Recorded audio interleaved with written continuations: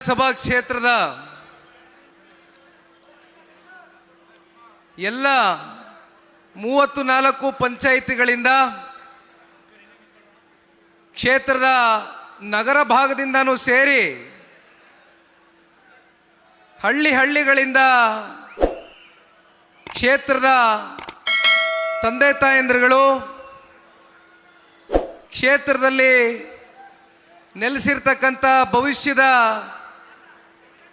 ನನ್ನ ಪ್ರೀತಿಯ ಯುವ ಸಮೂಹ, ನನ್ನ ಅಣ್ಣ ತಮ್ಮಂದರು ಅಕ್ಕ ತಂಗಿಯರು ಸೇರಿದಂತೆ ವಿಶೇಷವಾಗಿ ರೈತಾಪಿ ವರ್ಗನೂ ಕೂಡ ಇವತ್ತಿನ ಈ ಒಂದು ಕಾರ್ಯಕ್ರಮದಲ್ಲಿ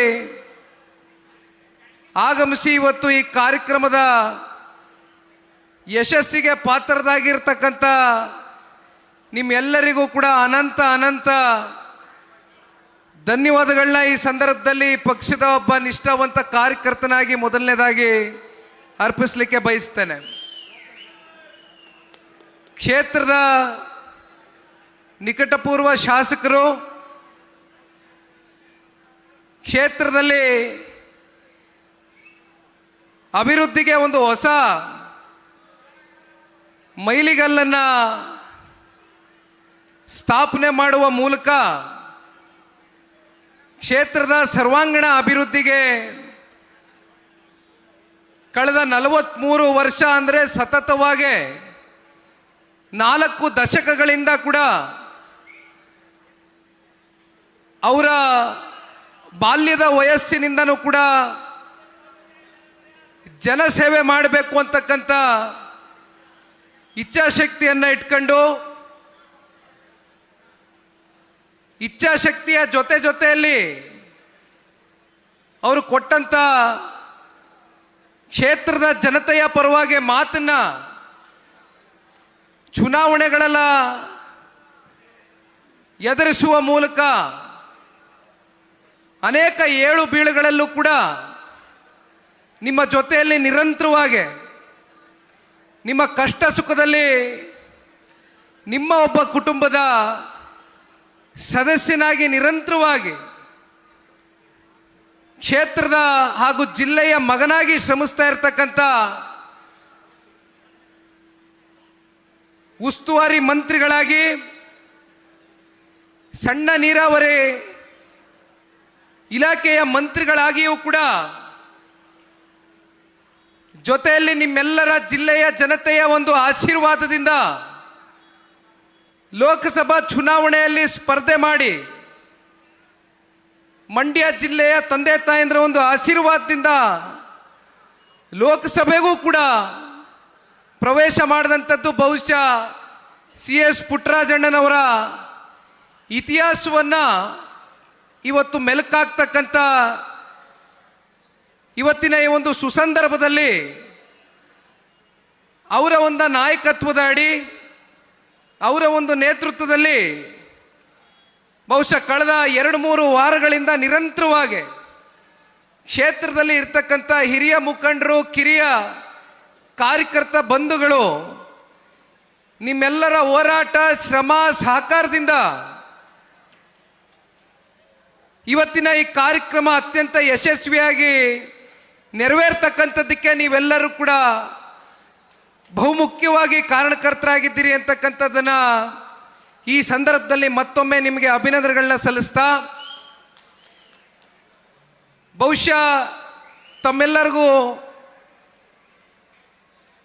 ಗೊತ್ತಿದೆ ಅಂತಕ್ಕಂಥದ್ದನ್ನ ನಾನು ಭಾವಿಸಿದ್ದೇನೆ. ಕಾರಣ ಪಕ್ಷದ ಯಾವುದೇ ಚಟುವಟಿಕೆಗಳನ್ನ ವಿಶೇಷವಾಗಿ ನಮ್ಮ ಮಂಡ್ಯ ಜಿಲ್ಲೆಯಲ್ಲಿ ಇರ್ತಕ್ಕಂಥ ಕಾರ್ಯಕರ್ತ ಬಂಧುಗಳು ಗಮನಿಸ್ತಾನೆ ಬರ್ತಾ ಇರ್ತೀರಿ.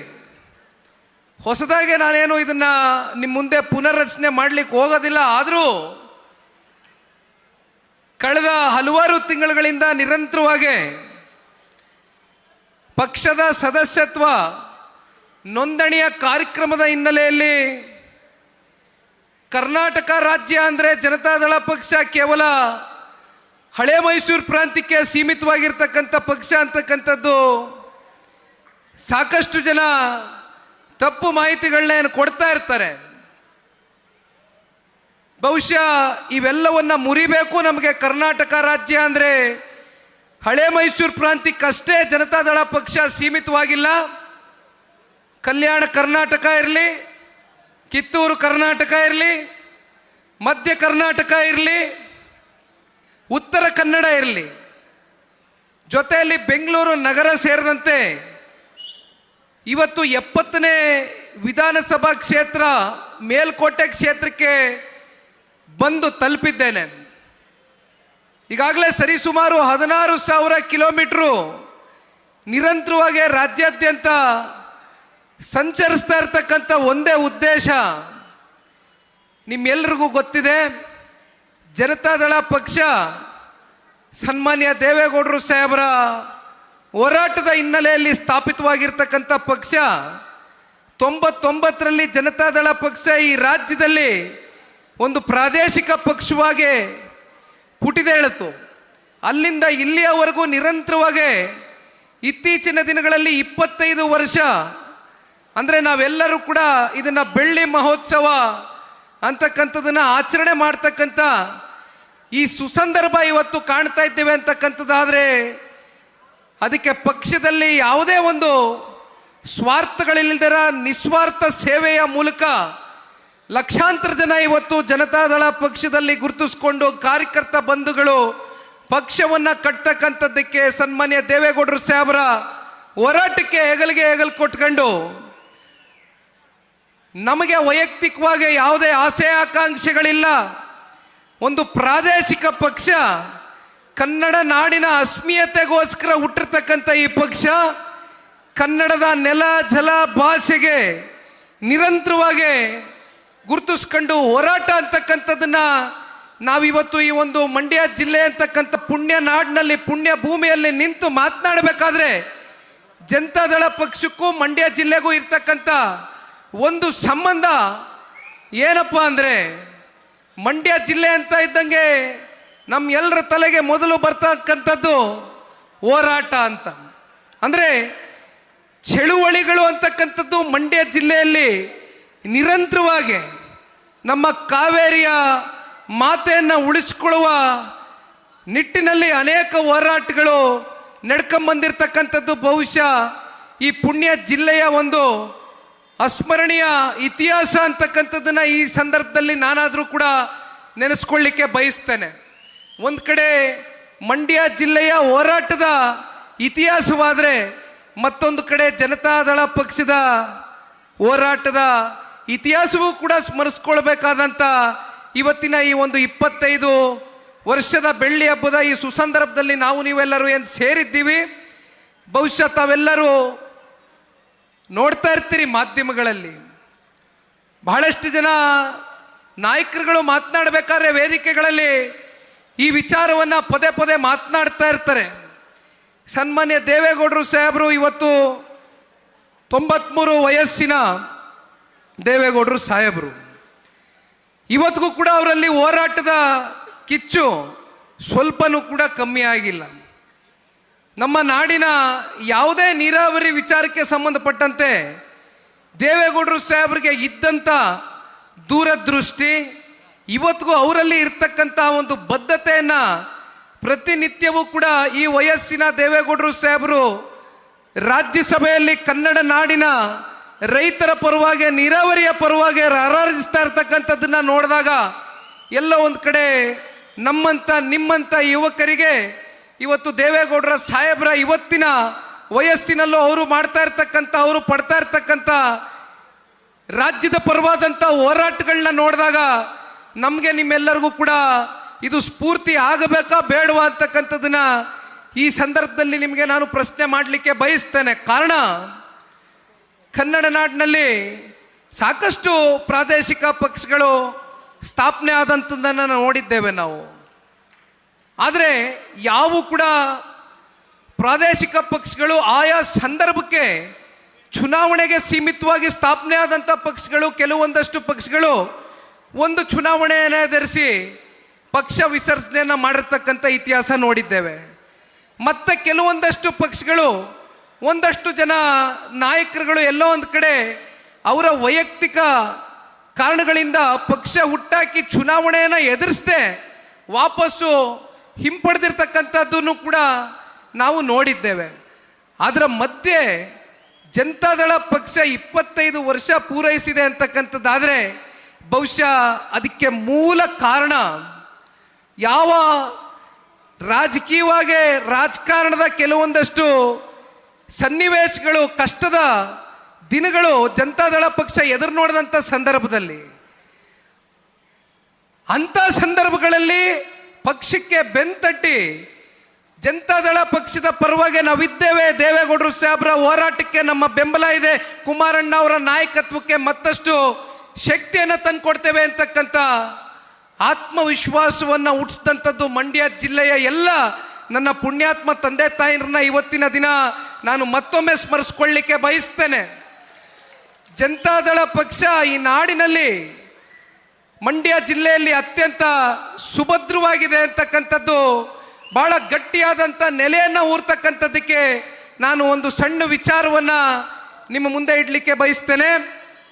2018 ವಿಧಾನಸಭಾ ಚುನಾವಣೆ, ಬಹುಶಃ ಅದು ಪುಟ್ಟರಾಜಣ್ಣವರು ಹಾಗೂ ಪುಟ್ಟರಾಜಣ್ಣವರ ಅಭಿಮಾನಿಗಳು, ನಮ್ಮ ಕಾರ್ಯಕರ್ತ ಬಂಧುಗಳು ಕ್ಷೇತ್ರದಲ್ಲಿ ನೀವು ಯಾರು ಕೂಡ ಮರಿಲಿಕ್ಕಾಗದೇ ಇರತಕ್ಕಂಥ ಸವಾಲಿನ ದಿನಗಳು. ಬಹುಶಃ 18ರ ಆ ಒಂದು ಚುನಾವಣೆ ಮಾನ್ಯ ಪುಟ್ಟರಾಜಣ್ಣ ಅವರ ರಾಜಕೀಯ ಜೀವನದಲ್ಲಿ ಒಂದು ದೊಡ್ಡ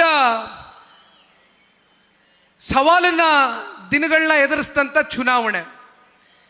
ಆ ಸವಾಲನ್ನ ಮೆಟ್ ನಿಲ್ತಕ್ಕಂಥದ್ದಕ್ಕೆ ಧೈರ್ಯವನ್ನು ತುಂಬಿಸಿದಂಥದ್ದು ಮೇಲ್ಕೋಟೆ ವಿಧಾನಸಭಾ ಕ್ಷೇತ್ರದ ಪುಣ್ಯಾತ್ಮ ತಂದೆ ತಾಯಂದರು. ಅವತ್ತು ಸನ್ಮಾನ್ಯ ಕುಮಾರಣ್ಣವರು ಈ ರಾಜ್ಯದಲ್ಲಿ ಮುಖ್ಯಮಂತ್ರಿಗಳಾಗಬೇಕು, ಕುಮಾರಣ್ಣವರು ಈ ರಾಜ್ಯದಲ್ಲಿ ಮುಖ್ಯಮಂತ್ರಿಗಳಾದರೆ ಯಾವ 2006 ಮತ್ತು 2007ರ ಗಡಿಯಲ್ಲಿ 20 ತಿಂಗಳ ಕಾಲ ಸನ್ಮಾನ್ಯ ಕುಮಾರಣ್ಣ ಅವರು ಇಂದಿನ ನಮ್ಮ ಮಿತ್ರ ಪಕ್ಷದ ಜೊತೆಯಲ್ಲಿ ಸಮ್ಮಿಶ್ರ ಸರ್ಕಾರವನ್ನು ರಚನೆ ಮಾಡಿದರು.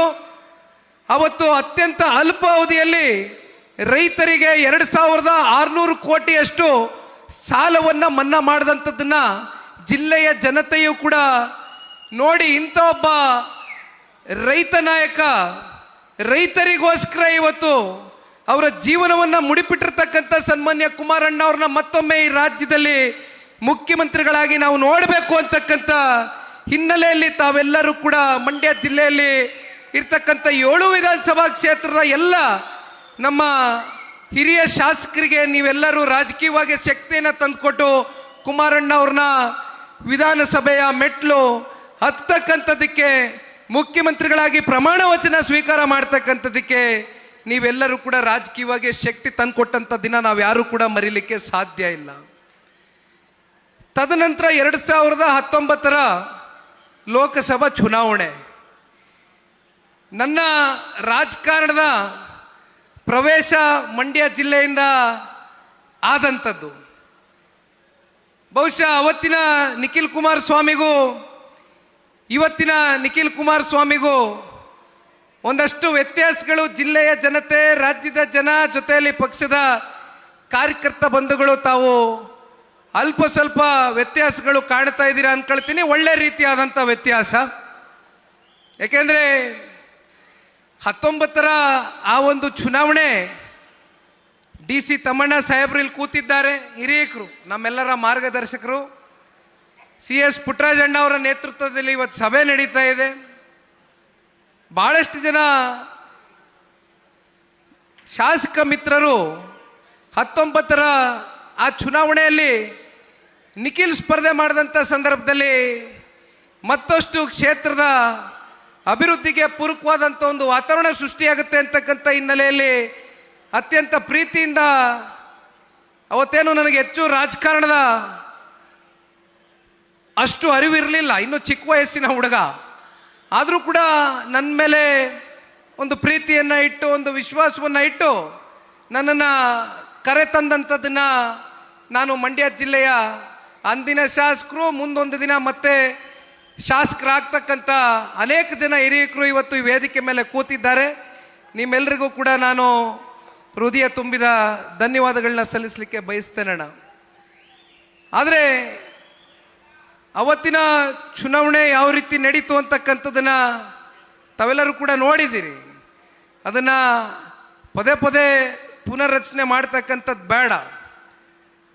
ಕೆಲವೊಂದಷ್ಟು ರಾಜಕೀಯ ಸನ್ನಿವೇಶಗಳು, ಚುನಾವಣೆಯ ಸೋಲು, ಚುನಾವಣೆಯ ಬೀಳುಗಳು ಬಹುಶಃ ನಮಗೆ ಮತ್ತಷ್ಟು ರಾಜಕೀಯವಾಗಿ ಪಕ್ವತೆಗೆ ಹತ್ರ ಕರ್ಕೊಂಡು ಹೋಗುತ್ತೆ ಅಂತಕ್ಕಂಥದ್ದನ್ನು ನಿಖಿಲ್ ಕುಮಾರಸ್ವಾಮಿ ಭಾವಿಸಿದ್ದಾನೆ.